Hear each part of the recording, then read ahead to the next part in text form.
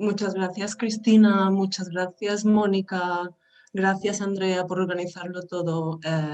Estamos muy agradecidas a Loretta y yo de que nos hayáis invitado y que podamos presentar la antología acompañadas de estas dos poetas que tenéis aquí, de Thaís Espaillat Ureña y de Shivanee Ramlochan, que procedo a presentar con mucho gusto.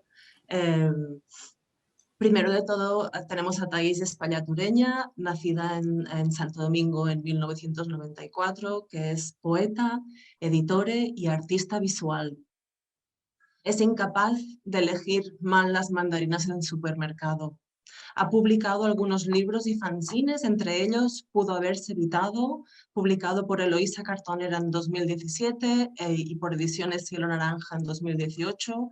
También ha publicado A veces quisiera dormir dentro de un pomelo, editado por Ediciones Nevi Plateada en 2019.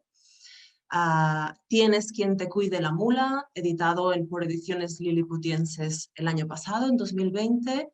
Cuaderno 4, colección Frasco de Paisaje, publicado por Moño Hecho el año pasado también. Y Notas sobre la morfología del malecón, editado por Ediciones A Poco en 2020.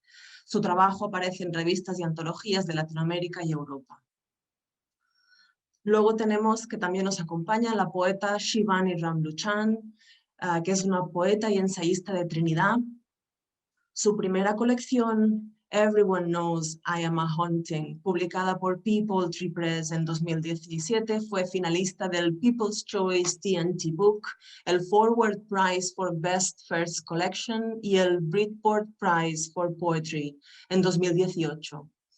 The Red Thread Cycle, de su primera colección, ganó el Small Axe Literary Competition Prize for Poetry. Shivanee ha sido editora, ha formado parte de jurados en la categoría de poesía en Commonwealth Writers, en Honeysuckle Press y en Moco Magazine, entre otros. Su segundo libro, Unkillable, una narrativa de no ficción sobre la desobediencia de las mujeres indocaribeñas, verá la luz en 2022 y será publicada por Noemi Press. Y por último, mi compañera de batallas, ay, que me emociono.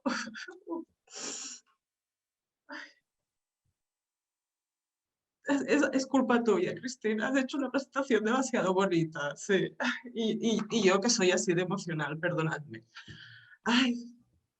Loretta Collins Klobah es profesora de literatura caribeña y escritura creativa en la Universidad de Puerto Rico, San Juan. Ha publicado 2 colecciones de poesía, The 12-Foot Neon Woman, publicada por People Tree Press en 2011, y Recantations, también publicada por People Tree Press en 2018. Ambas merecedoras de distinciones y premios. Asimismo, ha publicado un gran número de artículos y capítulos de libros sobre literatura y cultura caribeña, y a menudo reseña nuevas publicaciones y entrevistas a escritoras y escritores. Este conversatorio, que empezaremos con una breve introducción, Loretta y yo, para luego pasar la palabra a las 2 poetas que nos acompañan, a quienes queremos escuchar leer su poesía y leer la poesía de su compañera en traducción, y darles también un espacio en el que dialogar y conocerse y no solo llegar a un público más amplio, que es por el que hemos escrito, por el que hemos editado y traducido esta antología, sino que también nuestro propósito con actividades y conversatorios como este es el de favorecer el diálogo, el conocimiento mutuo y futuras colaboraciones y amistades literarias en el seno de una generación de grandes escritoras y escritores del Caribe de habla hispana y anglófona. Para hacer eso os voy a compartir una pequeña presentación.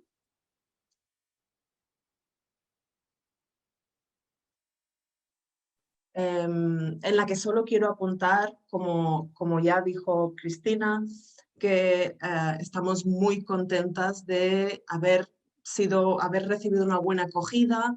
Tanto es así que nuestra antología ha recibido el Pen Translates del Pen Inglés.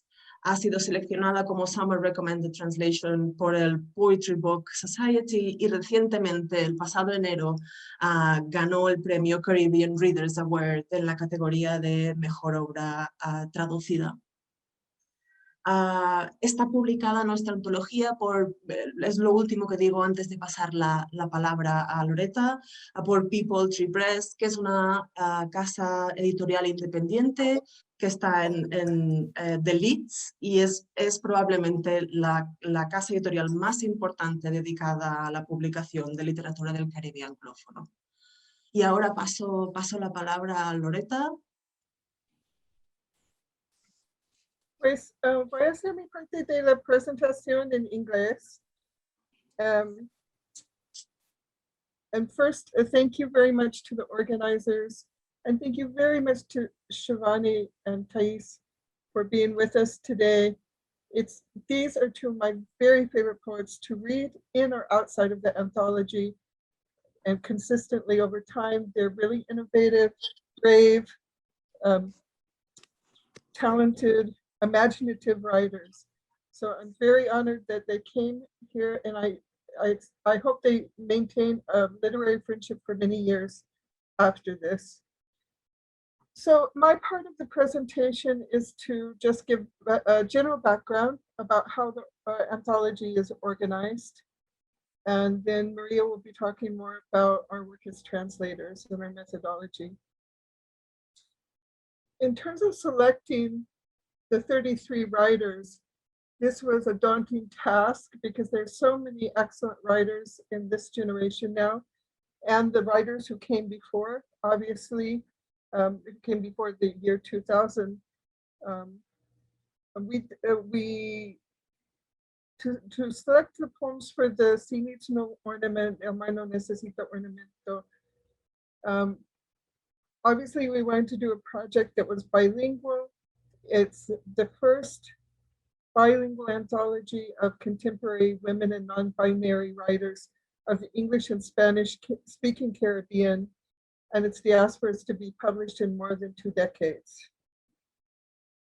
So we have selected writers who have mainly emerged during the 21st century. All have published at least 1 or 2 books, and most of them are prize winning. They've served as judges in competitions, they've been editors, they've played other roles.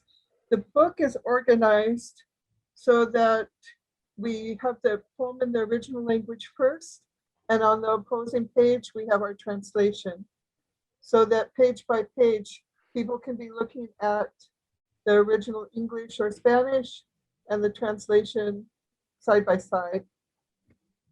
Instead of identifying the writers by their island affiliation or any other markers of identity, we've just arranged the poets in alphabetical order, and we've left it up to the poets themselves to determine how they are going to identify themselves. Some of the writers mention either in their biographies or in the poems themselves their Caribbean heritage and connections, and some don't mention that. Some identify themselves as non-binary, bisexual, lesbian, heterosexual, or as allies, and some don't identify. Yet all of the writers chosen have shown an ongoing commitment in their body of work to writing poems that address Caribbean, cultural, and social issues. When it came to the cultural content and the vocabulary in this anthology, it is Caribbean oriented. We had decisions to make about whether or not we are going to use endnotes and have it be a kind of academic translation. And we let the poets guide us in this for the most part, even though we did have a debate about what we were going to do in that regard. And so if a poet had endnotes on a poem, we maintained their endnotes. But at the end of the day, we decided for the most part not to add endnotes about the cultural content, the fauna, the flora, historical events, persons, or other potentially unfamiliar details or vocabulary in the poems. So in the end, we chose not to do a textbook style informational footnoting or endnoting in the collection. The poems are allowed to breathe as poems. And we think in the age of internet, people can Google and should when they're handling poems.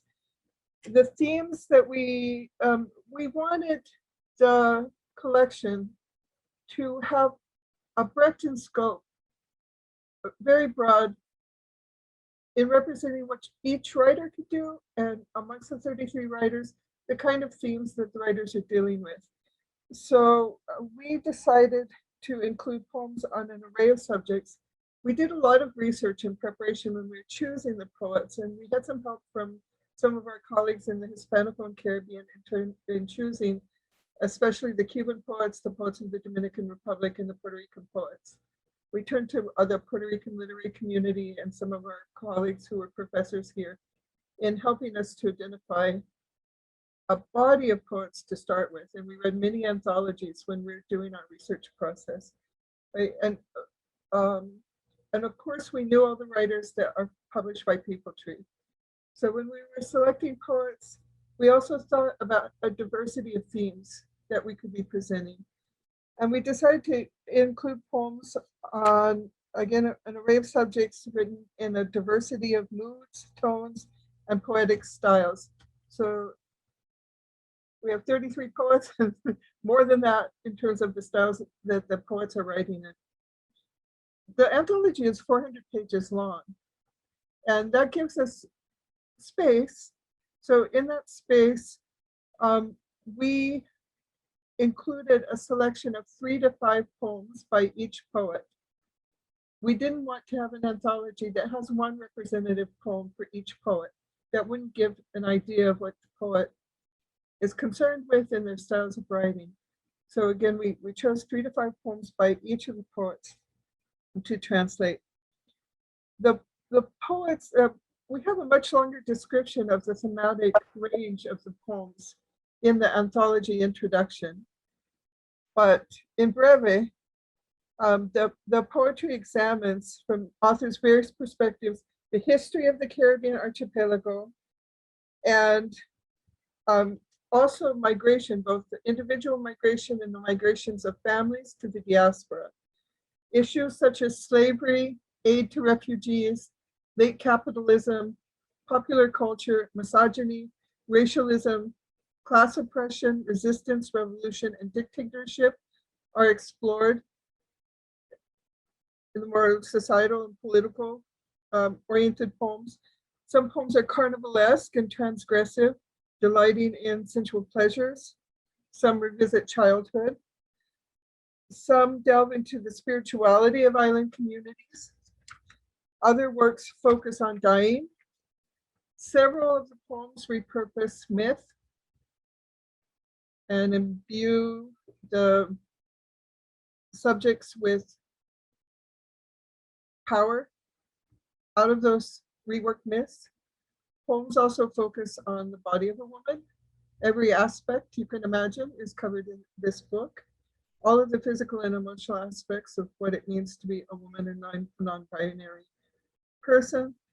Manhood is also a theme of some of the poems that discuss boys, men who love men, being a man's ally, and lovers and fathers. Again, this is a very brief idea of some of the themes that are covered. We have a list here. We like this quote by one of the poets in the collection. She's also a fiction writer and visual artist, Jacqueline Bishop. She called this book a safe space for unsafe issues. We have really fierce, brave poets in this collection. I've got a list of some of the ones who are most taking on, I guess, the unsafe issues. For instance, Jacqueline Bishop deals with sexual predation against children. Malika Booker, the complicity of women in disciplines that torture children. especially girl children. And Margaret Lim works with a slave overseer's diary and the women he raped and writes from their perspective. Garcia Lorenzo writes about dictatorship in Cuba. Yaisa Jimenez writes about women who've been killed and their bodies are floating in the river. Kenya Shirley writes about homophobia in Jamaica and physical aggression and harm that can come to somebody on the streets of Jamaica because of homophobia. Dorothea Smart has a poem about being an ally to men from Jamaica who go to Barbados to get married to her. And Tiffany Yannick has a poem about mental illness and endangerment of children by a mother. So those are some of the stronger themes that our writers are taking on. And that's my part of the general introduction. I'll pass back to Maria so she can talk more about our translation work and the outcome.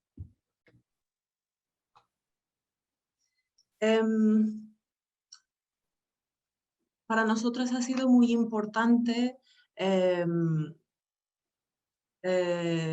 informarnos, documentarnos, de tal manera que nuestra praxis traductiva o nuestra labor traductora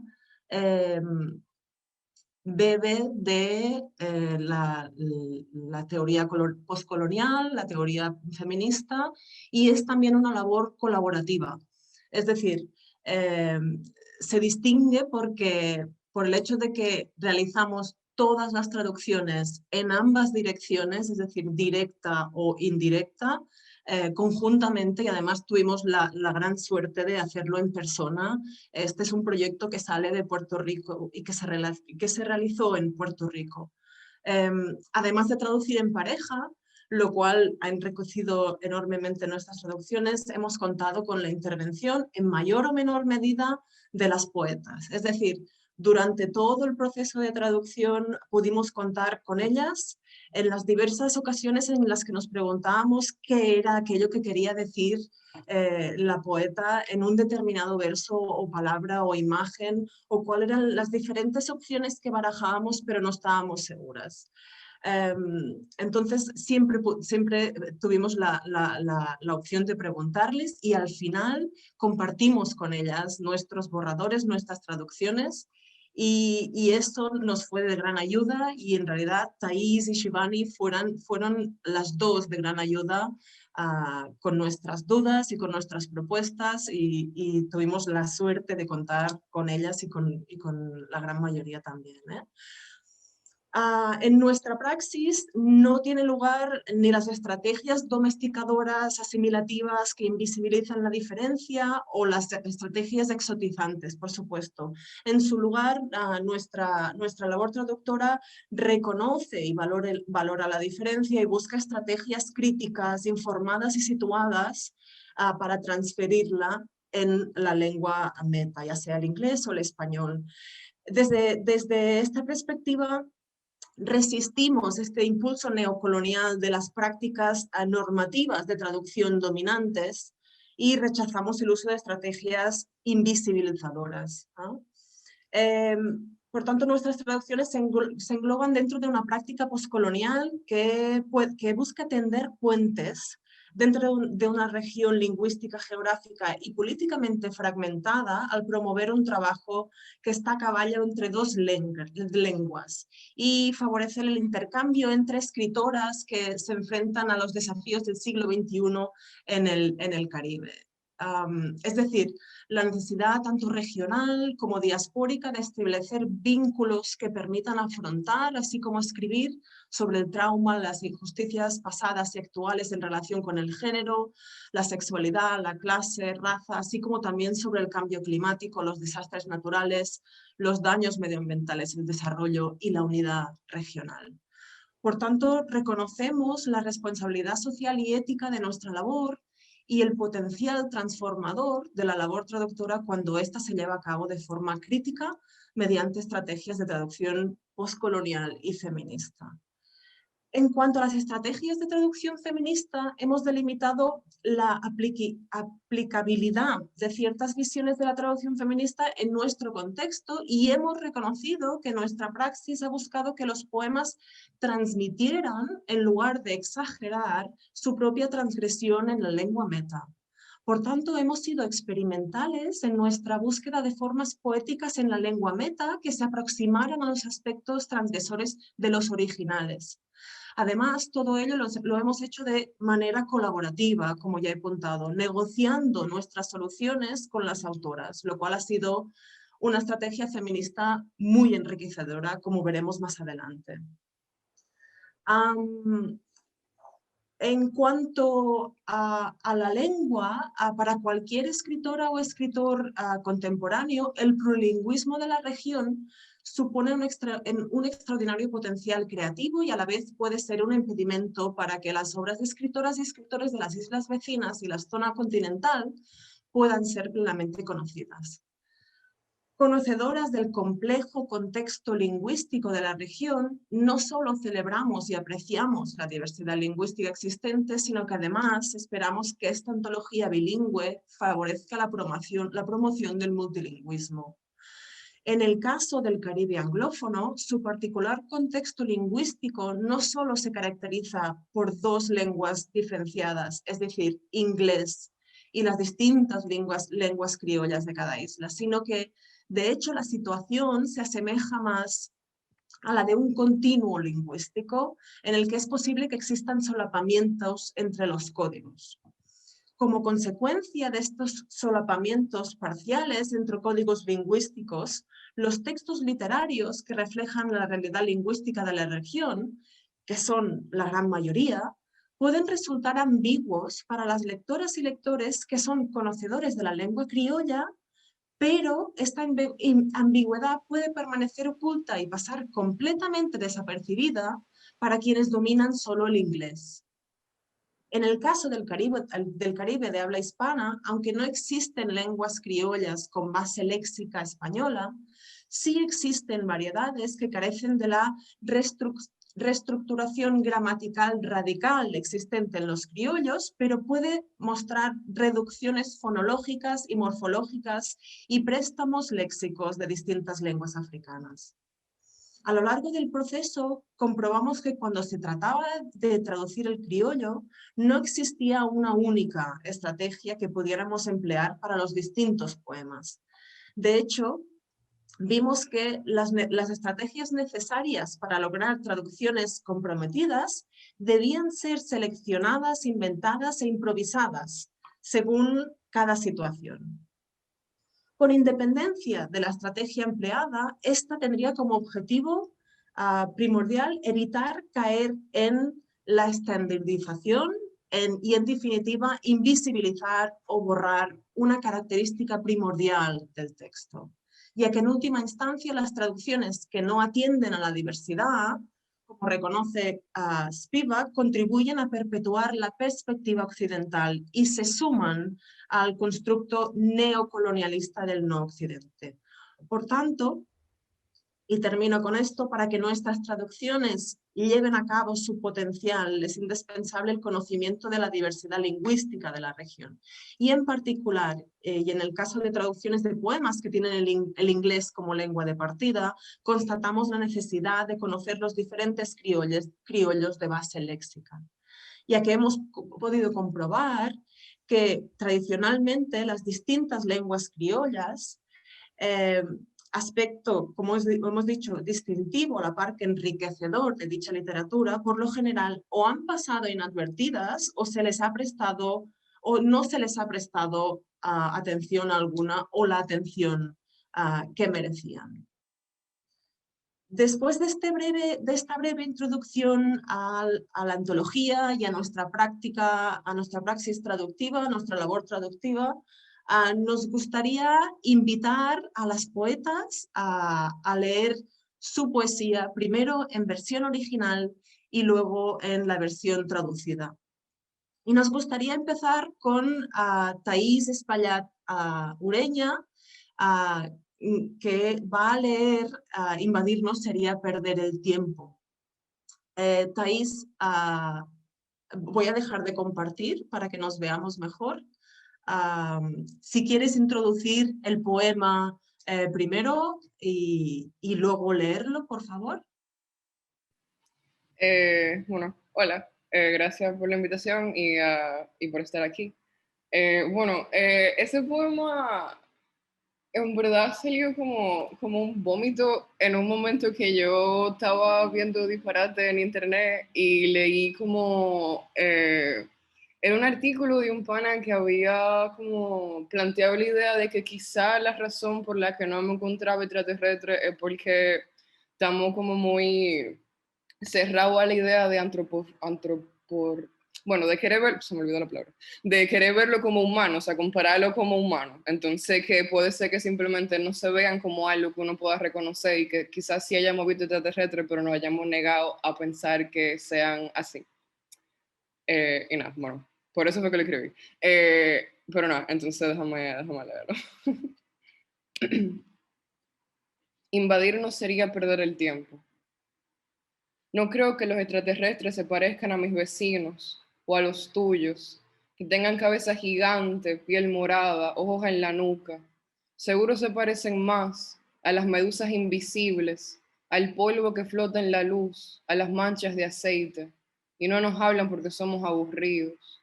Seguimos caminando, corriendo, volando en círculos y paralelogramos, y ellos existen en las grietas de los relojes, las venas de los planetas que le huyen a los telescopios. O quizás sepan tanto que ya ni hablan y solo mueren lento y sin sentirlo, o sintiéndolo tanto, en camas que viajan entre nuestros satélites y salen algunas fotos sacándonos sus 1000 lenguas, con baba que despierta un volcán a lo lejos. Los extraterrestres seguro no escriben poesía, ni hacen películas, ni cocinan en televisión, pero estoy casi segura de que tienen internet y usan Tor para espiarnos.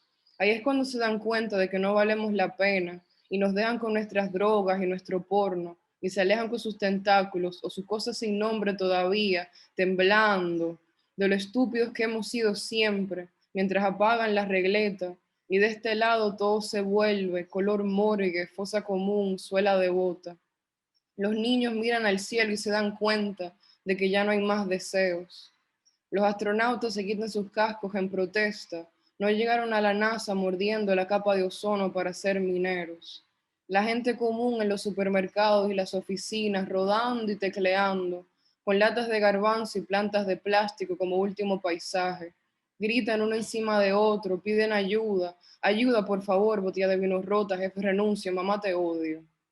Y los extraterrestres cada vez más lejos y más grandes y más pequeños y más con formas ajenas, sus alas de fuego, sus dientes de nitrógeno, sus partes que no sé armar, ahogándose o respirando o abriéndose entre la basura y la escarcha, sonriendo a los millones de bebés dragones que han parido las estrellas muertas. Ya.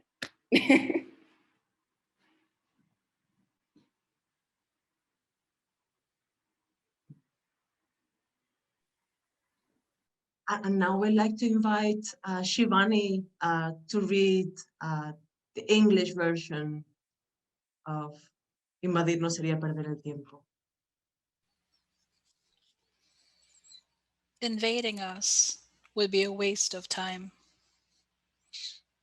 I don't think that extraterrestrials resemble my neighbors or yours, that they have a giant head, purple skin, eyes on the napes of their necks. I'm sure they look more like invisible jellyfish, dust motes that float in the light, oil stains. And they don't talk to us because we're boring. We continue walking, running, flying in circles and parallelograms, and they exist in the grooves of watches, the veins of planets that escape from telescopes. Or maybe they know so much that they don't even talk anymore and only die slowly and without feeling it or feeling it so much in beds, traveling between our satellites, and they show up in some photos sticking out their 1,000 tongues at us, with slobber that awakens a distant volcano. I'm sure that extraterrestrials don't write poetry, nor do they make movies. They don't cook on television, but I'm pretty sure they have internet, and they use Tor to spy on us. That's when they realize that we're not worth it, and they leave us with our drugs and our porn, and they move away on their tentacles or their things that don't have a name yet, trembling from how stupid we have always been, while they shut off the power strip. And from this side, everything becomes the color of a morgue, a mass grave, a boot sole. Children look at the sky and they realize that there are no more wishes. Astronauts take off their helmets in protest. They didn't arrive at NASA eating through the ozone layer to be miners. The common people in supermarkets and offices, rolling around and typing with chickpea cans and plastic plants as their final landscape. They cry on top of each other. They ask for help. Help, please, broken wine bottle, boss, I resign, mom, I hate you. And the extraterrestrials getting farther and farther away, and bigger and smaller and more alien in their forms, their wings of fire, their nitrogen teeth, their parts that I don't know how to assemble, drowning or breathing or making their way between the trash and the frost, smiling at the millions of hoggish babies that dead stars have given birth to.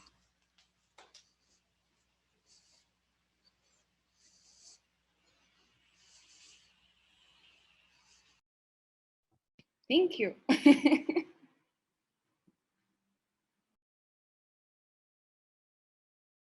And this time is open so that Shivanee can respond to the poem, or Thaís can respond to hearing the translation. It's your chance to have a conversation with each other. Well, thank you for reading it. It sounded great. Y bueno, o sea, a mí me había gustado muchísimo la traducción, como que siento que, like, it has, you know, like, the thing that the poem has. And, o sea, oírlo en verdad, yeah, like, it felt very good. Like, yeah. Yeah. I don't even know what to say. It just sounded great. I'm glad. It's such a, I don't think I've ever encountered any poem like this. And it so perfectly expresses itself in Spanish that I, if not for what Loretta and Maria have done, I would have been very doubtful of how the poem would live in English, how it would make itself so weirdly and persistently known, but it so does that. And this is why I'm not a translator, because I love Spanish. I studied Spanish at university. I read a lot in Spanish, but over time, my speaking of Spanish has become very, very shy. So I thought I might try to speak some Spanish for this event. I don't think it's gonna happen, but I can understand everything that's being said. And that, that must be a strange thing of translation too. But I love what the poem is doing and also what they've done with it. And I guess, do you love the translation? Do you, like, when you look at it, does it feel good and safe to you? Yeah, I mean, I feel like it feels very, o sea, en general, el proceso se sintió muy respetuoso. Like, it felt very, like, I mean, I felt like Maria and Loretta were, like, very, like, really trying to make, I don't know, to, like, to honor the poem and, like, the work that we were doing in general. And I feel like it shows in the translation, and I really appreciate that. Like, I'm very grateful for that. And also, it's like, I think it's, well, not I think, I mean, it's like the first time my work has been translated, so it was very nice that it was that way. So yeah, so it feels very good. Yeah, I think it's been a real joy to have that trust. And to have Loretta, who is herself a poet and who understands the care that goes into each word, or the absence of a word, like why certain words are not there, along with Maria, who I know thinks so carefully about those decisions as well. It felt like I couldn't have two better people to work together and then to work on these poems. And I'm really glad that they translated this poem of yours so that I could experience it both in Spanish and English, and love both. Thank you. I'm glad you liked it. I think Thaís and you as well, Shivanee, you were so helpful and so understanding, and when we send you the drafts, no, you responded so positively and in such a fantastic. It was fantastic to work with you too. So thank you very much. Can we maybe ask Shivanee to read her poem? Oh, I'm not seeing Shivanee anymore. Are you there? Turn on Right your, here. right, fantastic. Yeah. So I would like to invite Shivanee to read her Vivek Chooses His Husband, and introduce the poem if you want at the beginning, at the end, or say what you want to say about it. This is the last poem from my collection, Everyone Knows I'm a Haunting. And it evokes many different festivals. So a lot of the festivals mentioned here are either Roman Catholic or Hindu. And it is about a man disobeying his father. And I think that's all I'll say about it. Vivek chooses his husbands.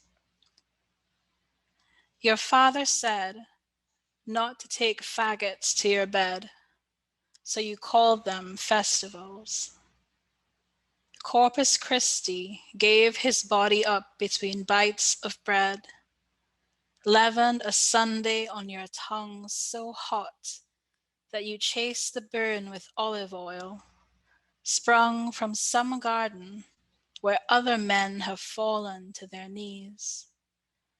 You knifed the best sounds of him clean with Eucharist butter, blessed the back and the sides of his body, going over catechism scars with tongue point, cock heavy and poised for betrayal. You splinter the colors of Pagua in your bed. You let him, a beer, bleed your sheets. Consummation mourning a slit throat red. Powder on your lashes. Red powder on your nose bridge. Joy soft, as if you were sucking that nectar from the cunt of an improbable other. Small suitors of red lining the backs of his knees. You cling to the backs of his knees and let the temple peal bells of bright orgasm over you. Samain you found in an Aberystwyth dive bar, and when he asked you, "What island does your voice come from, handsome?" you showed him, mouth first, worked glottals over his girth, tasted his grandfather's name in your soft palate for weeks after, the ancestry of him roving in your spit, routing you for fire, cleaning you for the virgin kill. The day you marry Hanukkah is a Glock pointed to your father's face. You tell him, "I am the queen, the comeuppance, the hard heretic that nature intended."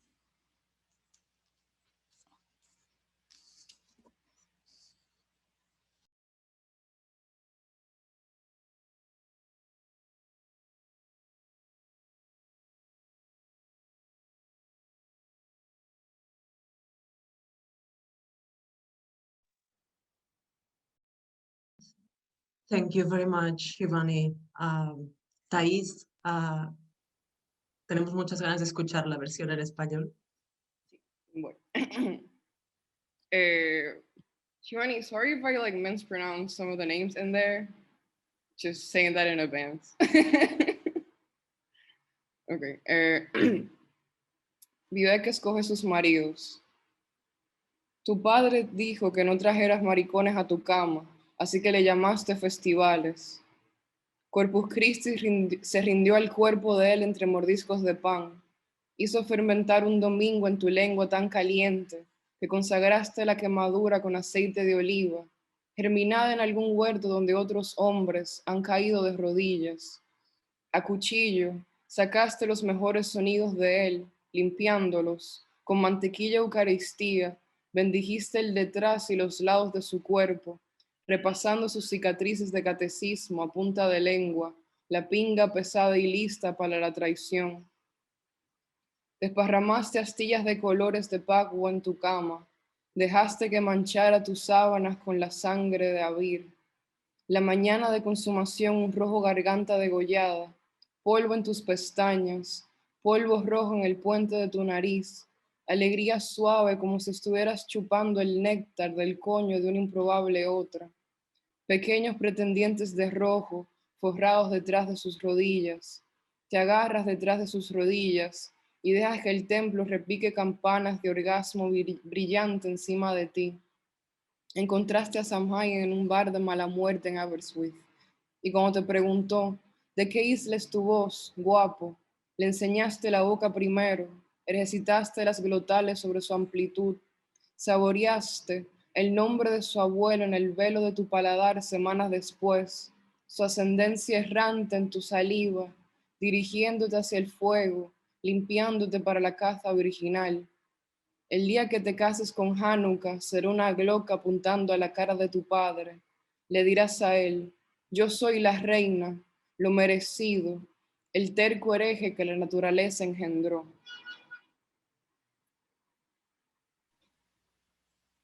Wow. Thank you so much. That I feel very emotional. Words are not coming.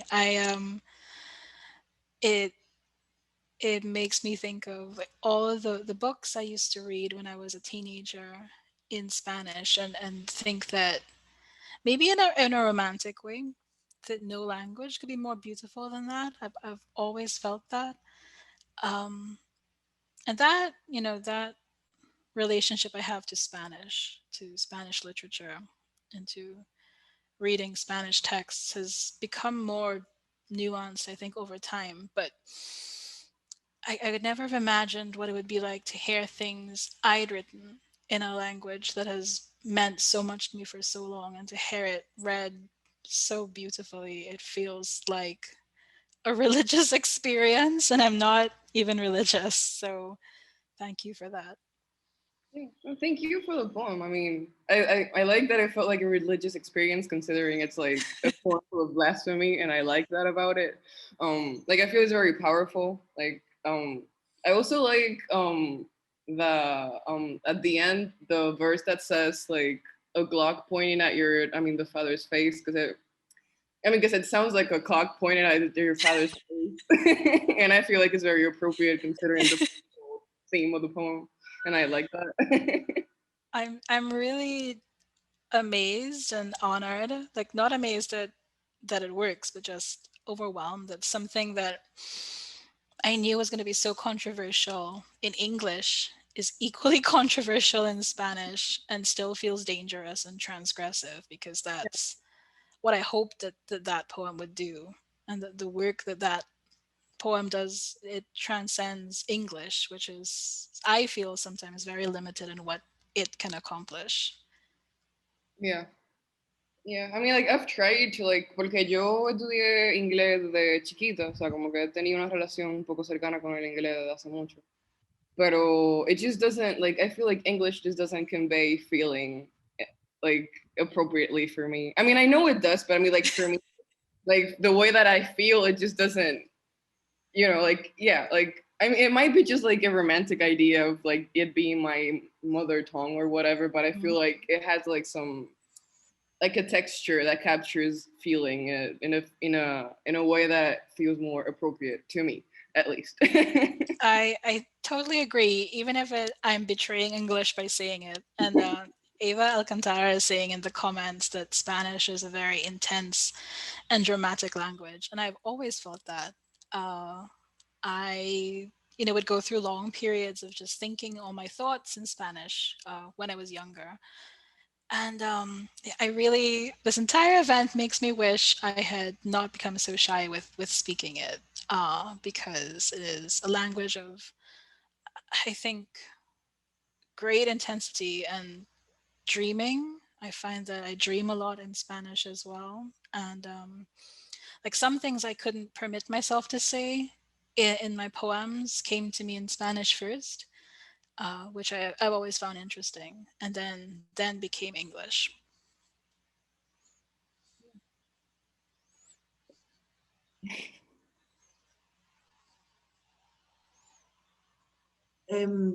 Tenemos dos opciones, ¿verdad, Loretta? Tenemos la opción de pediros que leáis otra poesía y comentar un poquito opciones de traducción, ¿verdad? Y cómo dialogamos y ejemplificarlo, o si hay preguntas, como vamos bien de tiempo, a lo mejor podríamos hacer esto, ¿verdad? ¿Sí? Shivanee, would like to ask you if you could read the first 4 stanzas of All the Dead and All the Living, but I'll be showing them to the in the PowerPoint presentation.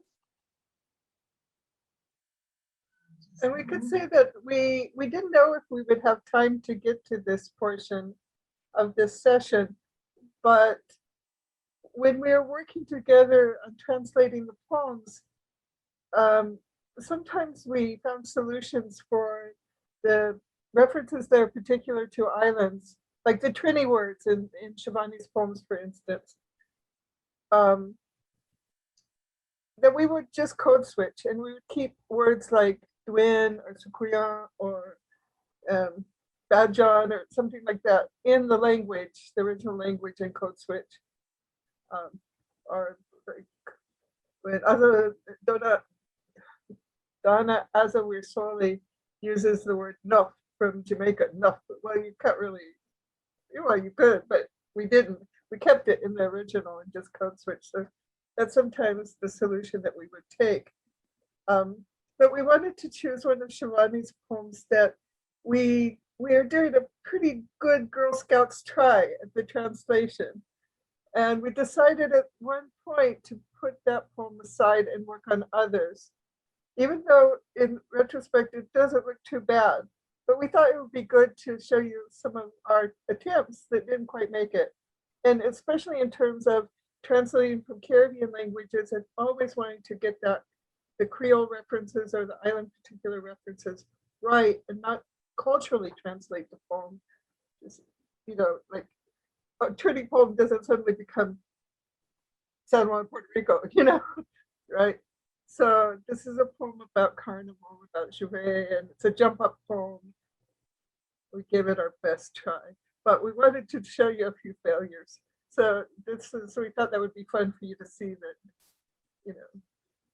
sometimes you have to say, I'm not so sure this is going well. So anyhow, that's what we're going to see.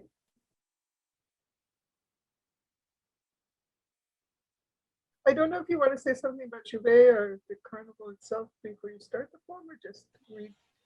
And it's not the complete poem we're asking Shivanee to read, it's an excerpt.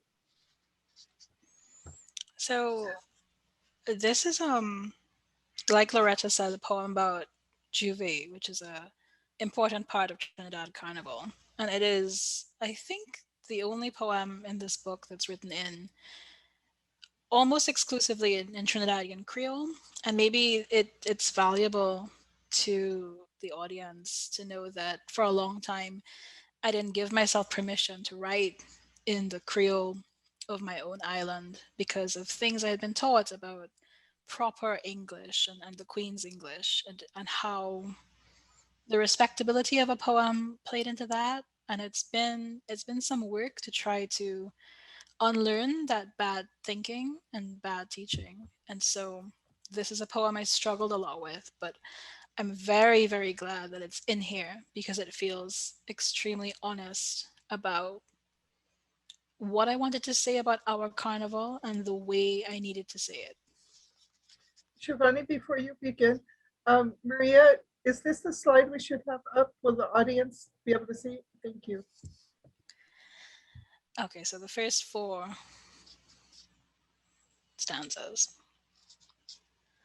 All the dead, all the living.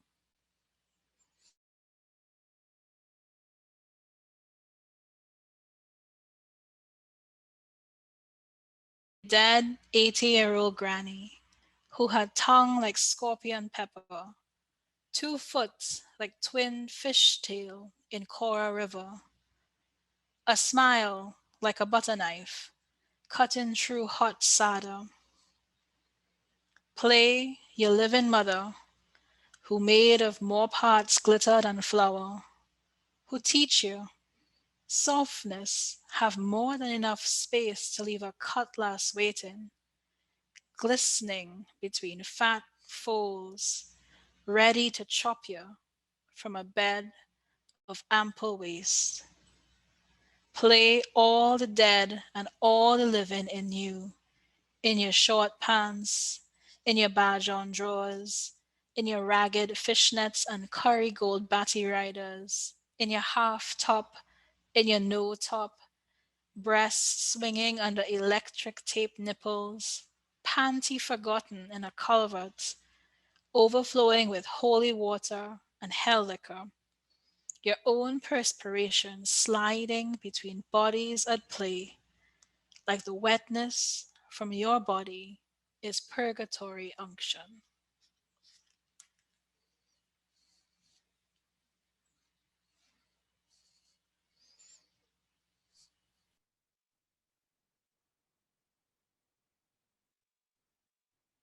Y este fue, como contaba Loretta, el poema nos encantaba, era un poema sobre carnaval, sobre ADHUC-UB además, que ADHUC-UB,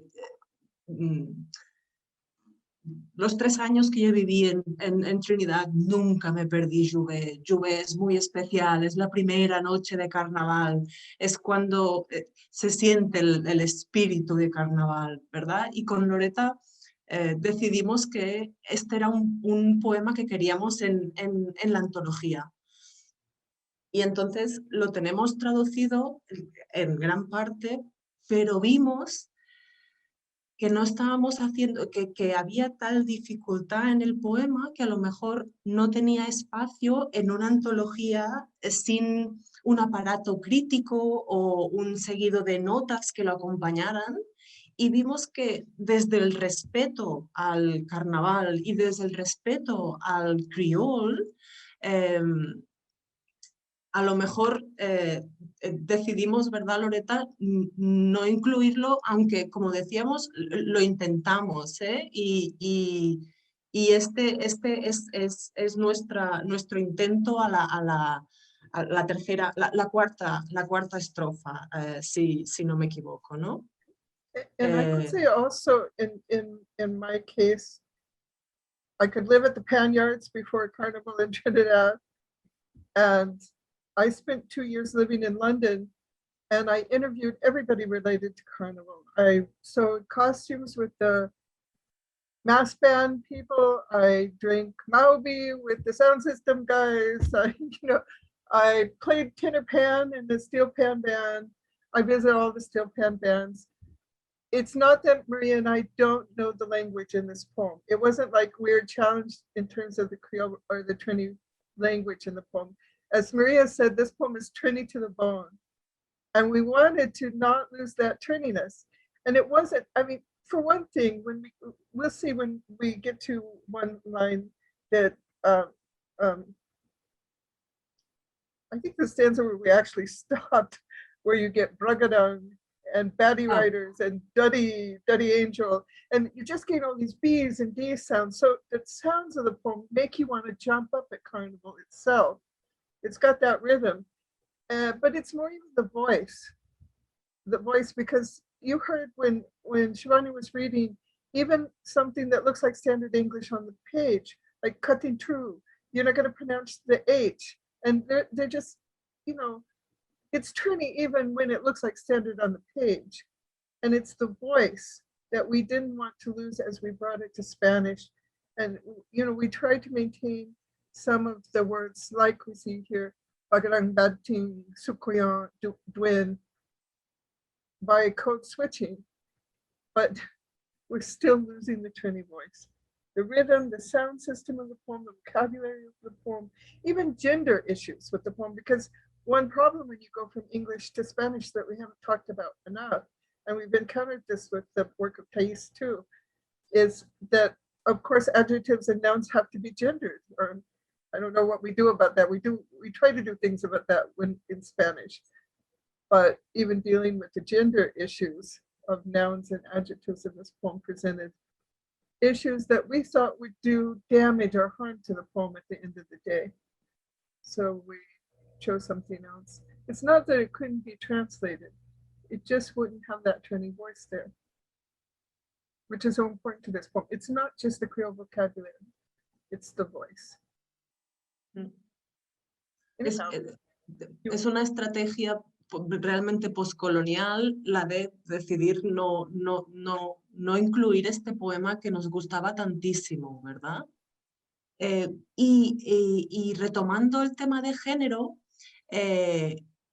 otro ejemplo del diálogo y de la traducción colaborativa que tuvimos es el poema de Thaís, Sin título, que lo tradujimos después, no está incluido en la antología, sino que lo tradujimos después. Y Thaís, ¿te podría pedir que lo leyeras, por favor? No. Si no lo tienes a mano, ¿no lo quieres leer? No, mentira, jodiendo. Sí, lo leo, lo tengo aquí. ¿Lo tienes a mano? Si no, Sí. también lo tengo proyectado, ok. Sí, sí. Okay. Ustedes fueron los que destruyeron todo esto, así que no voy a ser yo la que cosa las frutas a los árboles. La lluvia seguirá cayendo sobre la ciudad. Yo seguiré pretendiendo hablar con vehemencia de cualquier cosa sin importancia, como la cordillera de nubes en la ventana de la tarde o la taza de café amarilla demasiado llena. La música lejana, los carros, las alas, los niños, otra advertencia para el fin del mundo. A mí que no me vengan a buscar. Cuando me vaya me iré yo sola, agarrándome la mano con la otra, mirando un punto rojo en el cielo que saldrá directo desde mi rayo láser.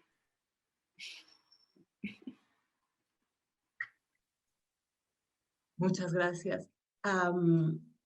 Cuando tradujimos este poema con Loretta al inglés, vimos que como estrategia feminista, aunque el inglés no marca lo que decíamos, no marca los adjetivos, los nombres con género, hay dos referencias,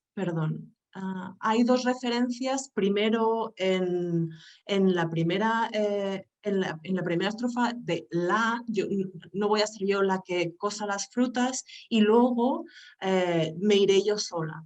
Y cuando lo tradujimos, le propusimos a Thaís añadir esta referencia a woman. En el primer caso no pudimos traducir el género, pero desde nuestra perspectiva como traducción feminista, le consultamos a Thaís, le enseñamos nuestro poema y cómo habíamos añadido a woman, y le dijimos que para nosotras era visibilizar el género. Pero también, como hemos dicho antes, desde nuestra perspectiva respetuosa, le propusimos eso, sí, pero sin querer transgredir su decisión, ¿no? A lo que Thaís nos dijo, nos respondió que prefería que se mantuviera indefinido porque para ella eso no era importante, ¿verdad, Thaís? Y también, o sea, como en relación a mi género, como que no, eso, como que no soy una mujer, entonces cuando vi eso se me hizo un poco raro, o sea, como que sí, igual por costumbre uso los pronombres femeninos y como que escribo a veces así, o sea, ya no, ya como que lo poemas que he escrito últimamente, like I'm trying to go gender neutral when I can or want, pero, yeah, so por eso me pareció, no sé, me dio hasta risa un poco como esa decisión. Claro, nosotras lo que queríamos era esta idea de visibilizar el género, de no, y ahora entendemos que desde la perspectiva de una persona no binaria, eso no tiene el mismo valor, y es verdad que en español es muy difícil navegar el lenguaje no binario, ¿no? Y evitar escribir, como tú dices, en femenino o en masculino y buscar un neutro, ¿no? Pero este también es un ejemplo en el que dialogamos y decidimos no añadirlo porque esa era la opción de la poeta. No sé si quieres añadir algo, Loretta. No.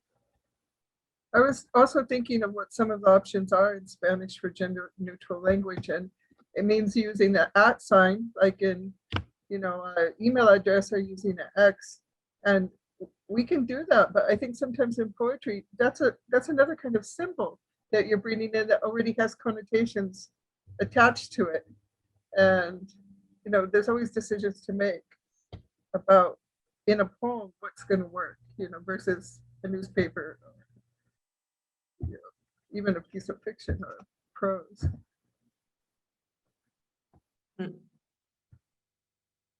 I wonder if the poets have anything to say about, I don't know if Shivanee got to see some of our attempt, or did she see a little bit of our attempt, or if either of the poets have something to say about our goof ups, our attempts that didn't go forward. I feel like it, a way to honor the poem, I guess any written thing, but I'm thinking particularly of the poem as a vehicle of expression, is sometimes to leave it alone, which sounds like, I don't want that to sound callous. It feels like I feel extremely grateful just to be able to know this, and to know that sometimes, like, the ultimate act of care as a translator, which I'm not, is to recognize the untranslatable, and like be in the process of contending with how to deal with that, while, and it sounds like that's what you and Maria have done, to choose for right now that the way of contending with it is to let it speak in its original language. And I love that you're both framing it as exactly what it is, which is a post-colonial kind of defiance about what can be militarized in speech and what can't be, and what deserves a different kind of space that maybe previous acts of translation didn't do, or didn't think about doing. When we were in the research phase, we encountered poems by some of your own island friends and others who had been translated, and those kind of things had happened. I mean, like the Creole references or the island-specific references had gotten flattened out, and they didn't come through in Spanish translation. And I mean, that's something that obviously we didn't want to do. And if you look in this anthology, there is a lot of Creole language, and there's island particular Spanish variations in the original poems as well. It's not that we avoided that. It's just this poem in particular. Can she see do we have time to show her like just what one stanza looked like of our draft? We have that. Sure. We've never shown this to Shivanee before. There's a lot of code switching. We left loads of words, ¿no? Ve de todos los muertos y todos los vivos en ti. con tus pantalones cortos, con tus calzones de Bad John, con medias de rejilla rotas y batty riders de color oro curry, con camiseta corta, sin camiseta, los pechos guindando debajo de pezones con cinta eléctrica, panties olvidadas en una alcantarilla desbordada de agua sagrada y licor infernal, tu propio sudor resbalando en el juego de cuerpos, como si la humedad de tu cuerpo fuera unción de purgatorio. Y dejamos Bad John, dejamos Batty Riders,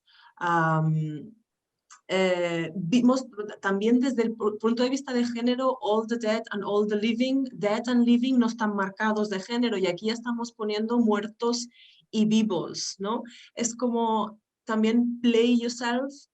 Play Yourself no tiene problema. ¿Cuál era el problema, Loretta, también de género? Porque sería embárrate y no... pero este es probablemente the stanza that was most successful. But this one, Shivanee, the amount of references and the voice, no, how dreamy this poem is, as you were saying, it really was an act of care, choosing not to translate and flattening out and standardize it, which is what Loretta was saying, no, that this tendency to standardize, to over-explain, to then overcrowd the poem with endnotes, no? I mean, think you just look at the sound system here with That the Angel, Bagadan Bartin, Deep Bush Twin Come to Town. If we looked at one of that Spanish, in Fresh Doubles, you've got all these D's and B's sounds that just keep, it's like the steel pan playing, it's like ping, ping, ping, you know, the sounds. If we look back at that stanza that we did in Spanish, we actually do have repetitions of those kind of sounds, maybe with olvidados, desbordada, sagrada. We've got some D sounds in there, but these are kind of Latin looking words. I mean, they're like a culvert, and then we've got Alcantarilla for culvert. You know, it's this long word. So even like how rapidly a line can move in this Spanish and the English. There's so many considerations. It wasn't just one thing that stopped us in our tracks. I think this feels like an act of deep love and caring on the poem to do this work with it. Look how cute this line is, though. Con tus calzones de badger. I just want to call a book that.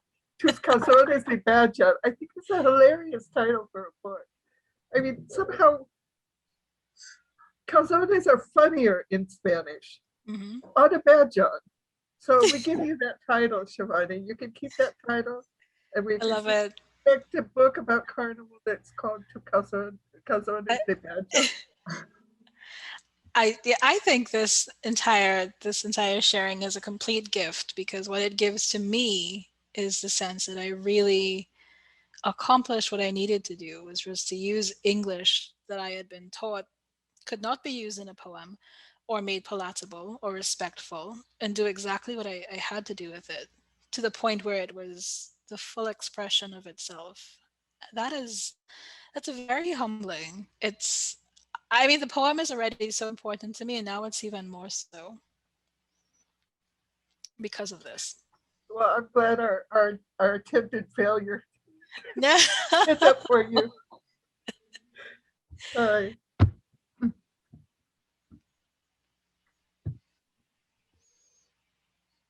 We were translating this poem in a prison, we could say. It was after the hurricane. We had no electricity or water, and a renovated prison had a generator. So we came to this decision about a carnival poem inside a renovated prison. To contextualize it. Yeah. Like, oh. Me gustaría preguntar a Thaís, ¿cómo navegas con la escritura de tu poesía con el lenguaje, ¿no? ¿Cómo haces que ese lenguaje sea más no binario, ¿no? Desde ahora que ya no utilizas el femenino, como estabas diciendo. ¿Qué estrategias o cómo lo encaras eso? Bueno, las veces que he tenido que como que usarlo o como que siento que necesito usarlo porque es importante a nivel, qué sé yo, como de la política del poema o de los sonidos del poema, lo que hago es que uso la E, porque no sé, como que la X me parece interesante en el sentido de que al final tú la lees como tú quieras, o sea, como que si tú quieres poner una O por la X, pues amén, pero, qué sé yo, como que poner la E me da un control sobre el sonido, es más una cosa como del sonido del poema en sí, porque creo, o sea, para mí eso es muy importante. Entonces, pero así dije, como que últimamente tampoco estaba escribiendo tanta poesía, porque ahora estoy escribiendo una novela, entonces como que no estaba usando. Pero en la novela, por ejemplo, cuando me refiero a grupos de personas, sí utilizo el lenguaje, o sea, neutro, o sea, como que utilizo la E, entonces como que esa es la opción que estaba manejando, porque creo que, primero porque me da mucha risa que a muchísima gente le molesta, o sea, como que hay gente que como que le explota la cabeza y eso a mí me parece hilarante.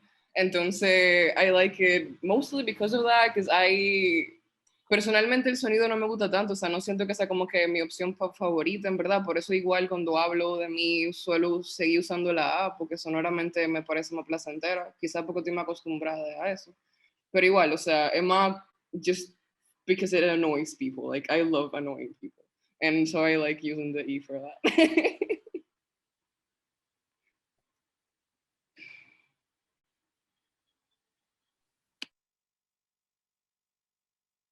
Creo que Cristina quiere decir algo de este rato.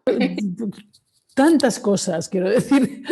No, solo de entrada, pero tengo un par de preguntas que las formulo en un momento, pero también para decir a la gente que por favor, si tenéis preguntas, utilizad el chat, que vamos a poder responderlas. Tenemos aún un ratito para poder preguntar.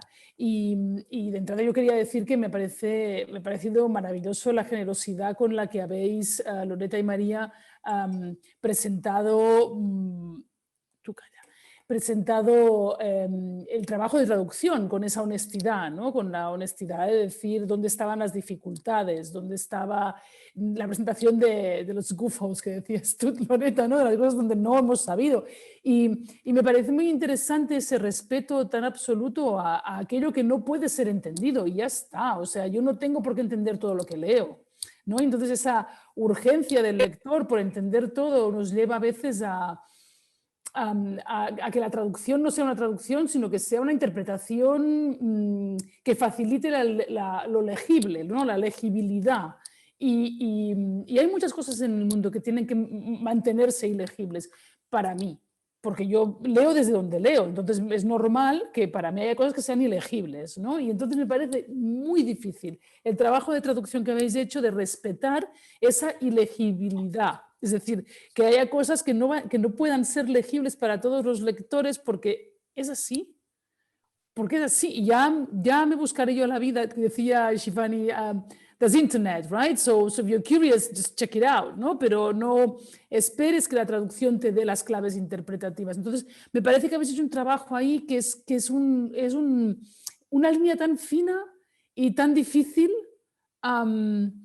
que os agradezco un montón y también esa generosidad en mostrarnos la dificultad de vuestro trabajo, ¿no? Me ha parecido muy bonito, ¿no? Y mi pregunta para las dos es que yo creo que las dos, desde vuestros idiomas de elección, digamos, y por tanto vuestros marcos culturales de referencia de elección, ¿no? Porque un idioma también conlleva una manera de ver el mundo, ¿no? Y desde el español se ve el mundo diferente que desde el inglés. Eso es para la gente que intentamos ser bilingües, eso es lo que es, ¿no? Pero me parece que las dos jugáis a transgredir, a provocar. Thais, tú lo acabas de decir, me gusta molestar, ¿no? I like bugging people, ¿no? Pues entonces, pero me parece ver esto en vuestros dos poemas, ¿no? Porque todo el uso del referente religioso como forma de provocación, incluso de arma, no me ha parecido muy interesante en tu trabajo, Shivanee. Pero también, Thaís, en el primer poema que has leído hay una playfulness que también es una voluntad de provocar, ¿no? Y me gustaría que me contarais un poco qué papel juega esto en vuestra poética, porque me ha parecido muy interesante.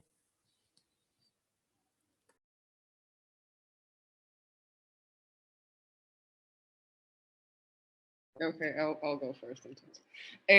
Bueno, yo realmente no tiendo a pensar que escribo desde la provocación, o sea, como que no, o por lo menos no me gusta pensarlo porque de alguna manera me hace sentir como, no sé, se siente un poco burdo como escribir algo para provocar necesariamente, pero eso personalmente, o sea, no tengo ningún problema con que se escriba para provocar, pero sí, o sea, sí, mucho de mi sentido del humor viene desde ahí, o sea, como que mi sentido del humor tiene mucho que ver con, o sea, está muy arraigado como el sarcasmo y el sarcasmo provoca reacciones a veces interesantes en la gente y también, no sé, yo tiendo mucho a nivel personal como a decir la cosa que yo pienso, como like straight out, entonces like solamente esa decisión de personalidad supongo como que implica una provocación, entonces creo que la provocación es como daño colateral, o sea, es como, ok, bueno, eso sucedió, pero igual sí me parece importante, tú sabes, o sea, por ejemplo, incluso con eso del lenguaje incluyente, inclusivo, neutro, whatever, me parece que igual, primero porque aparte de que es importante visibilizar el hecho de que hay otros mundos, o sea, como que hay otras personas que existen, también eso, o sea, como que me parece importante esa provocación porque hace pensar a la gente. No solamente el hecho, tú sabes, como que si tú pones a pensar, ¿por qué que alguien haya usado una letra diferente te molesta tanto? Como que siento que una reflexión importante para provocarle a la gente. Entonces, no sé, como que creo que la provocación puede provocar, vale la redundancia, reflexiones. Entonces, por ahí me parece importante y eso me parece importante como para mi trabajo y mi vida en general. I think similarly to what Thaís says, especially early on, I don't think I knew or thought much about provoking intentionally, but I swiftly realized that what I was writing about was making people extremely upset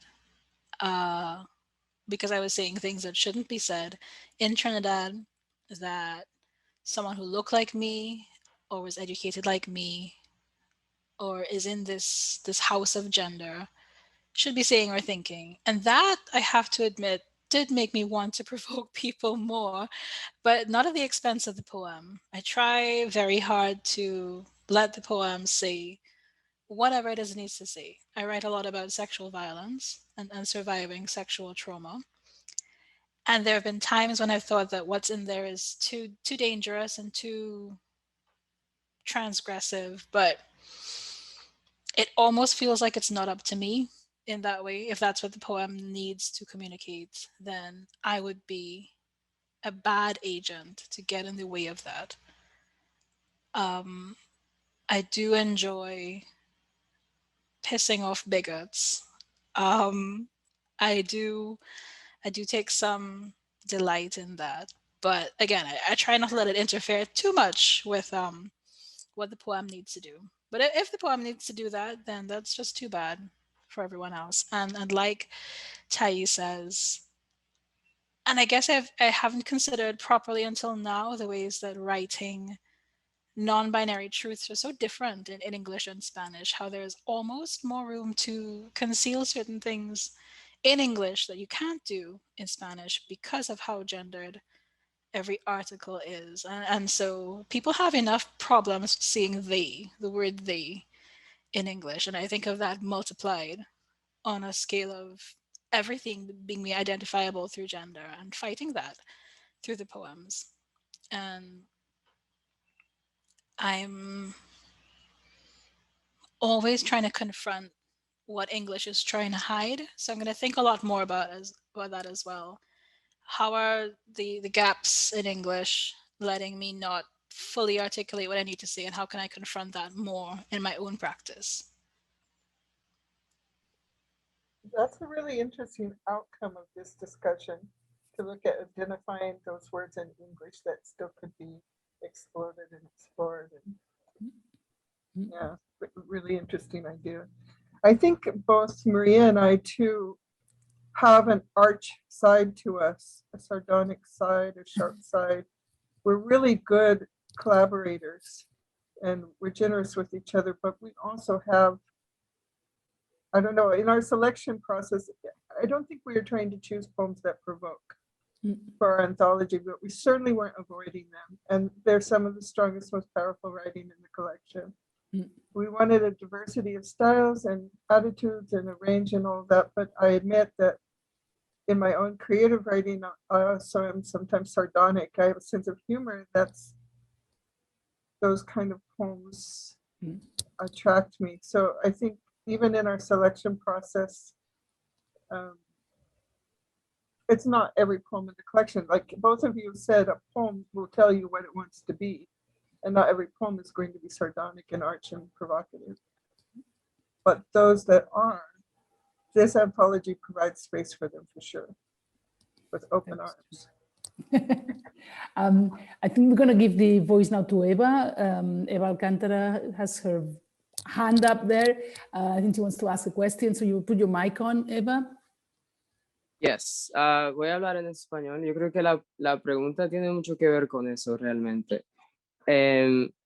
Comenzando como con la idea de que sí me pareció muy interesante de lo que dijo Thaís del español siendo como el idioma de sus sentimientos. Y de alguna manera me hizo pensar en esa idea de la vulnerabilidad del lenguaje, la manera en la que las cosas se pueden esconder, como la desnudez del lenguaje en cierto sentido. Entonces me pareció, ¿es entonces el inglés una manera de cubrirla? No sé si tengo una pregunta, pero yo, por ejemplo, nací en una casa donde se habla español por mucho tiempo y luego me fui a vivir a los Estados Unidos a hablar inglés y soy no binario. Y cuando me di cuenta que el inglés se convirtió en un refugio para mí porque me pude esconder, y yo siento que esa desnudez era peligrosa en el español. Esa vulnerabilidad se sintió peligrosa y todavía hoy me siento muchísimo más cómodo hablando inglés, aunque el español sea mi idioma. Y quizás no me sienta cómodo siendo tan vulnerable en el español. O sea, entonces esa realmente es sí me impactó mucho escucharlos hablar de eso porque es un tema que está muy cercano. Solamente quería compartir eso, pero sí. Y bueno, si quisieran hablar un poco más de eso, de los sentimientos del lenguaje, pero ya.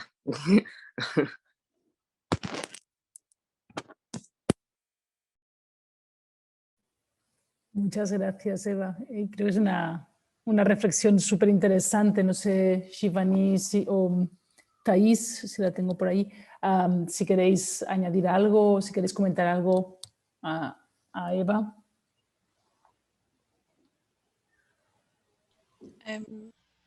Not seeing Thaís to see if Thaís would like to go first.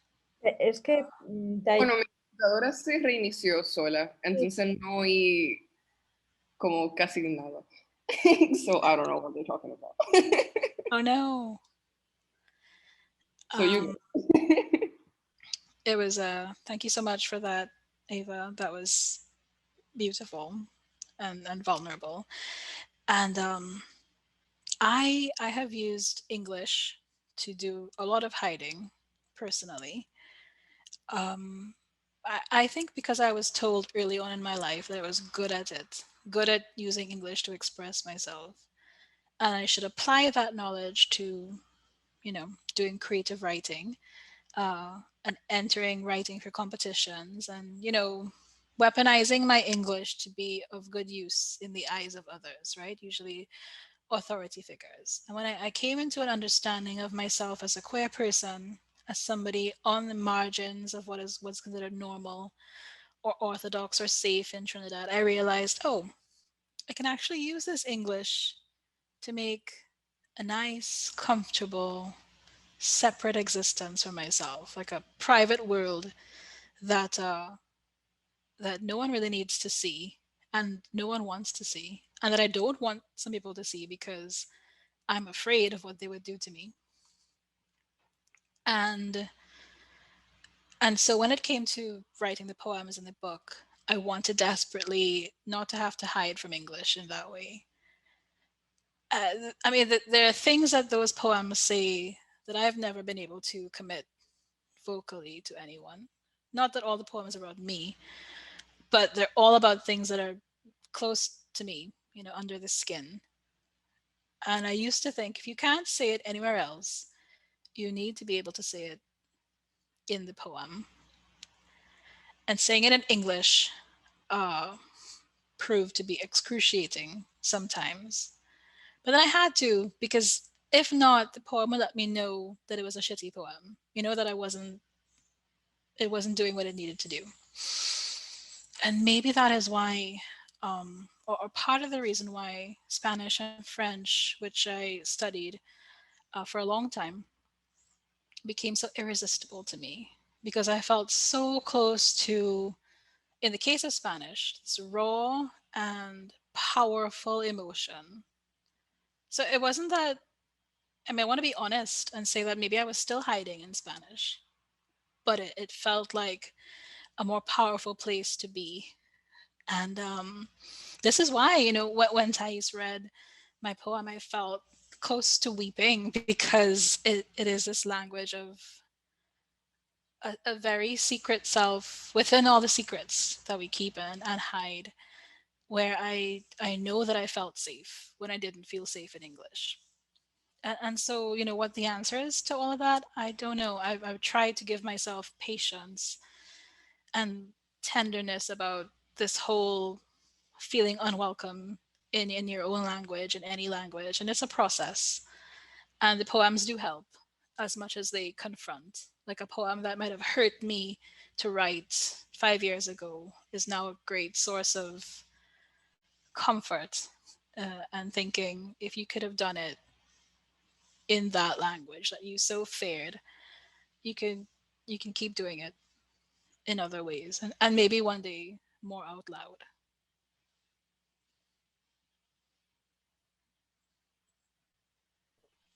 Me gustan mucho los comentarios de Eva, porque mi primer idioma es inglés, obviamente.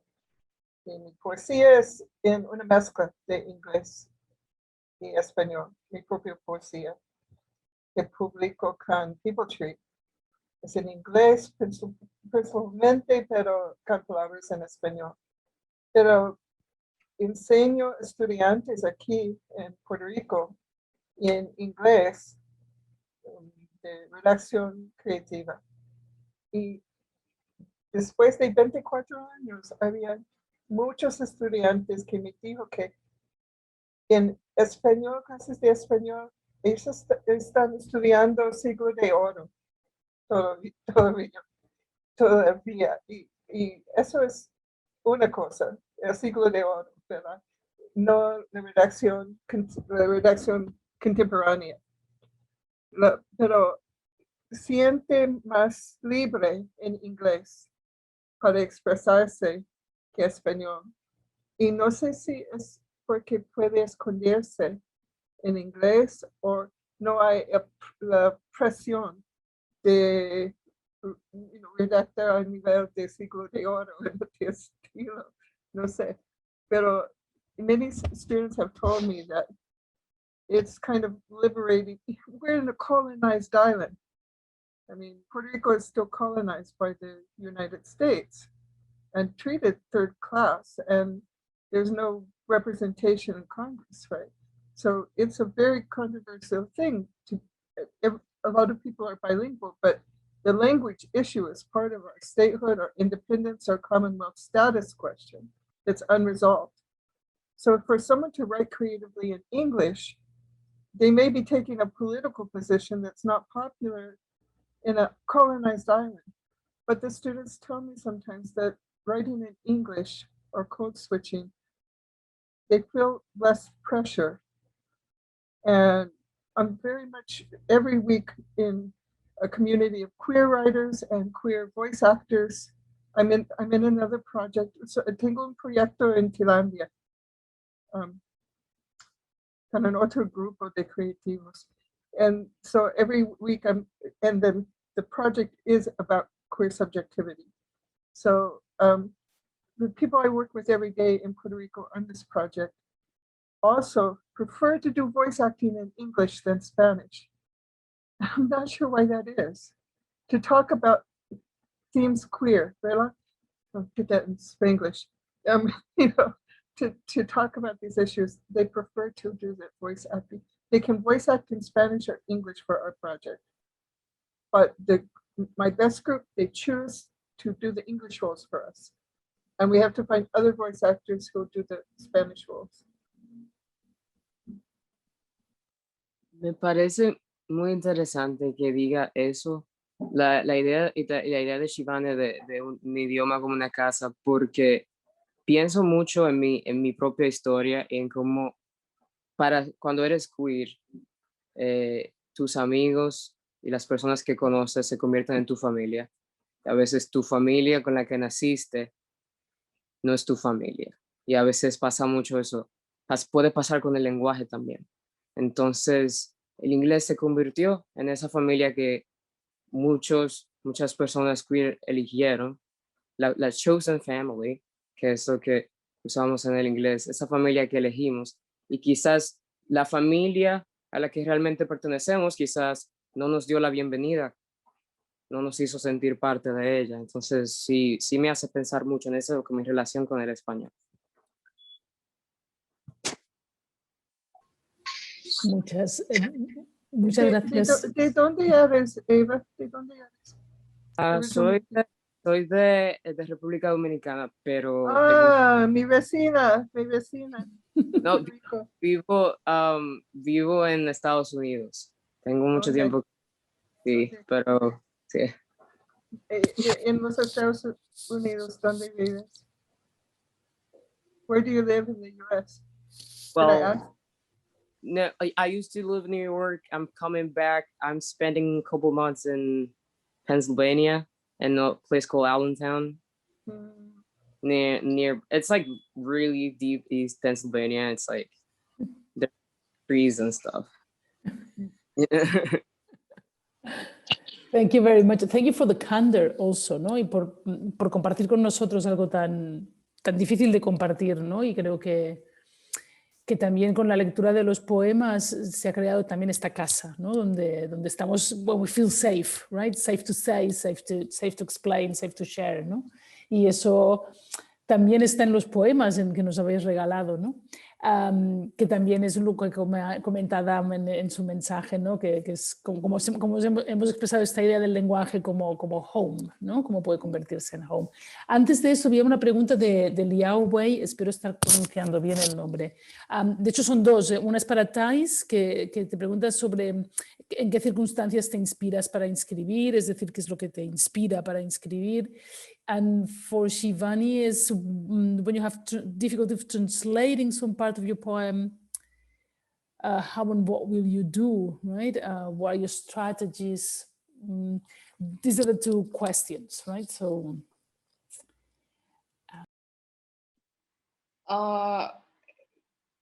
Bueno, honestamente, yo no sé qué me inspira, o sea, yo no creo que haya como que hayan cosas específicas que me inspiren. Excepto, I don't know. Like, I feel like if I say like I like weird things, that's too general. You know, like it's not. That's a non-answer. So I don't know. I feel like, no sé, como que yo siento que no podría llamarlo inspiración necesariamente, como que algo que, because anything really can like make me write a poem, like literally anything. O sea, no hay como que cosas, porque no creo que yo tenga como temas así, o por lo menos no los conozco todavía, así como cosas que, ok, yo escribo sobre esto. Pero, no sé, I feel like when I know that something is like inspiring me, like I feel it in my body, like I feel like this weird surge of energy in my body, and no sé, como que eso me pasa, o sea, como que creo que lo que me inspira a escribir sería la manera en la que el mundo provoca reacción en mi cuerpo, como que creo que eso, como que creo que como una reacción química puesta por alguna razón rara en mi cuerpo que me hace escribir, o sea, como que no hay, no sé, como que it could be like a dog limping on the street, it could be my mom being a dick, I don't know, like anything could inspire me to write. But yeah, I don't know si eso responde la pregunta. Okay, bueno, Liao dijo que sí, o sea que... Thanks for that question. I don't think I can honestly say I've ever committed myself to translating my own poems. So I have thought about it. And why would I? When I see it so well done by others, by Loretta and by Maria, and recently the entirety of Everyone Knows I'm a Haunting was translated into Spanish by Albert Salas Hernandez. And sitting with the entire book as a translated project is, wow, it's intense. But I think if this answers the question, what I've had to teach myself or to be cautious of with Spanish is that it doesn't make sense just to go to it for romantic reasons, like I used to when I was younger. And it was an honest practice. I would read books in English and Spanish side by side. But it was almost always in pursuit of some grand idea of love, of passion.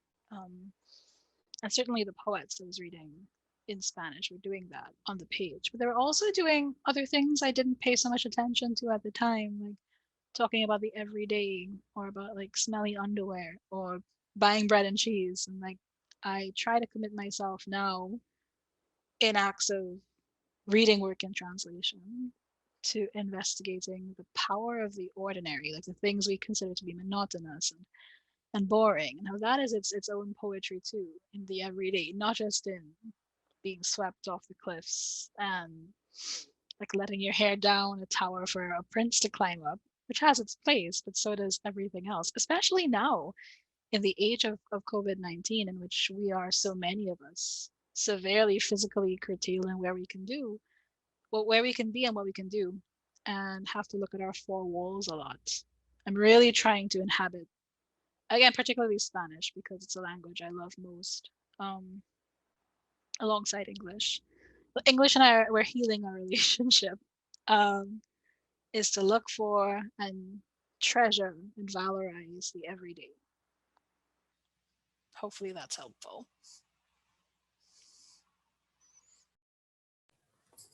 That was beautiful. Thank you. I like the image of one person and the relationship with language being in a healing moment, in a healing process. I love that image. Thank you.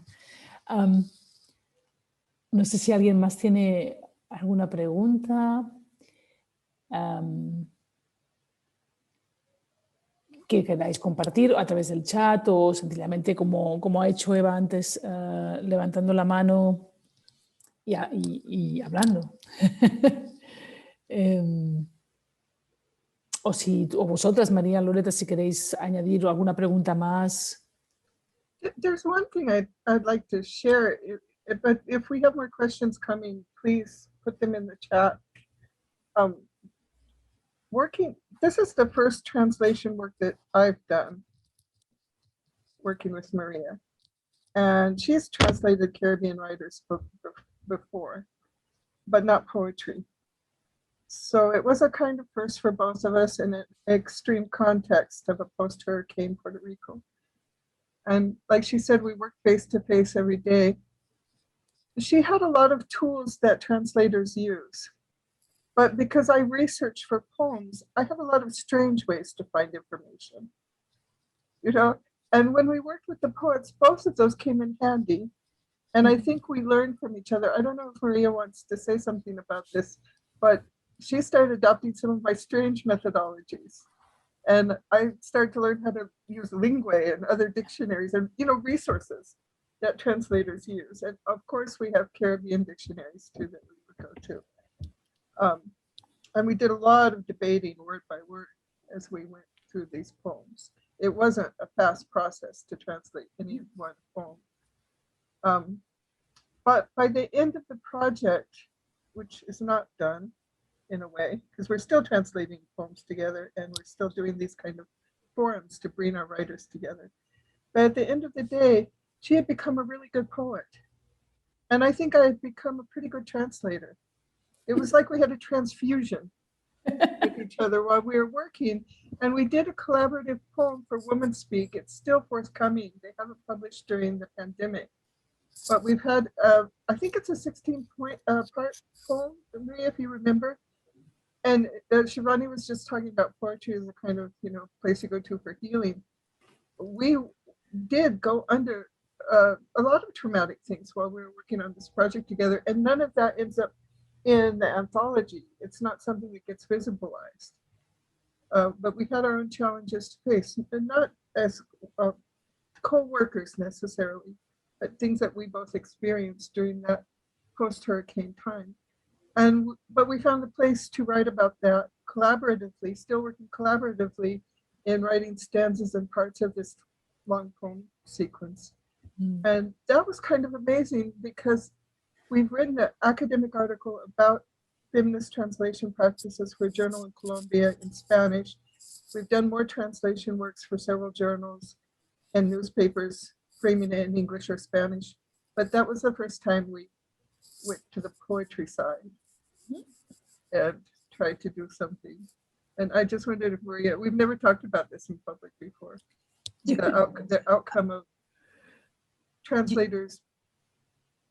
Yo me di cuenta que, sorry, Loretta, me di cuenta que yo, ya que hablábamos de casas, de refugiarse, que me refugiaba en la traducción, es decir, en traducir a otra persona. Y creo que escribir poesía es tan valiente, es como abrirse en canal y enseñar todo lo que hay, ¿no? Entonces, después de... siempre me ha gustado mucho leer poesía, pero nunca se me había ocurrido que sería capaz de escribirla. Eso, de un lado, me dio alas, pero también vi el poder y el poder que tiene la poesía y cómo, traduciendo con Loretta, nos hemos enfadado, hemos llorado, hemos reído, hemos pasado por todos los stages. Es decir, como que y me he dado cuenta de realmente cómo de valiente tiene que ser una persona para escribir poesía, y creo que es lo que hablaban Shivanee y Thaís, ¿no? De enseñarse desde dentro, ¿no? Y sí, creo que hubo un intercambio fantástico entre tú y yo, Loretta, en el que intercambiamos conocimientos y aprendimos la una de la otra. Y yo también me alegro y continuemos trabajando. We're both Caribbeanas. Maria's lived in Puerto Rico and Trinidad. I've been to many of the islands. I've been a Caribbeanist for 30 years. There's an age gap between us. There are things that could have prevented us from smoothly working together. And we did go through, it wasn't that we were always happy while we were doing this project, but we ended up getting to a good place where we're always happy. Pretty much, unless I'm being lazy. Yeah, but that was an interesting experiment to write the poem, and her lines are really good. It's a very good, her stanzas are very good writing. María, lo tenías un poco callado esto de que estabas escribiendo poesía ahora, ¿eh? Esto una yo, vergüenza horrorosa. Una ya me vergüenza. imagino. Pero me he tenido que enterar por Loretta aquí, que no nos oye nadie, que estaba escribiendo poesía. Sí, tengo mi carpetita y cuando salga el poema que tenemos hecho, esta secuencia que tenemos a medias, en la que hablamos de la antología, en la que hablamos de nuestras operaciones varias, lo que vivimos en el huracán, ¿no? en Puerto Rico, hablamos es como un side story, ¿no? De nuestra antología, ¿no? Y que debería, ¿no? Una próxima edición debería acompañar la antología, ¿no? Sí. Esa secuencia de poemas. Exacto, el making of, es lo que estaba pensando. Exacto. Mireia, el making of. Sí. Estupendo. No sé si alguien más quiere preguntar algo más, añadir. De hecho, llevamos 2 horas juntitas. Yo creo que estamos todos ya pensando en la cena y descansar un poco. Evidentemente, si alguien tiene ahora una pregunta urgente, que yo haya dicho esto, que nos corte, o sea, me cortáis, ¿eh? Pero mientras, si alguien se acaba de animar, yo solo quería daros las gracias infinitamente a las 4. Ha sido un placer descubrir a Thaís y a Shivanee, porque es muy diferente leer en papel que oíros. O sea, la experiencia de haber leído en papel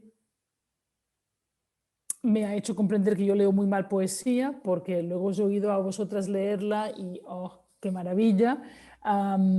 Y os agradezco mucho eso. Ya no podré, gracias Dios por todo esto, pero ya no podré leeros sin oír vuestras voces, y eso es un regalo enorme que nos habéis hecho, y entonces eso ha sido maravilloso. Y Loretta, María, gracias por estar, por organizar, por querer venir, por querer compartir con nosotras, por habernos regalado esto tan bonito, esta tarde tan bonita, que además estábamos necesitando mucho, porque esto ya es Inside Story, pero en el máster estamos ahora en un proceso de acreditación y estamos con papeleo y administración y preguntas absurdas y es todo muy horrible. Y entonces tener una tarde de poesía y felicidad como esta, pues la verdad es que nos ha resarcido y nos ha recordado por qué trabajamos de lo que trabajamos. Y la felicidad de escuchar vuestras voces. La de las 4 me ha parecido todo muy, muy interesante. Ha sido un regalazo de Sant Jordi maravilloso, que espero que hayáis disfrutado todos, todas y todes mucho. Y bueno, espero que sea la primera de muchas ocasiones y que las próximas puedan ser físicas. Y así nos vemos también, nos tocamos un poco más.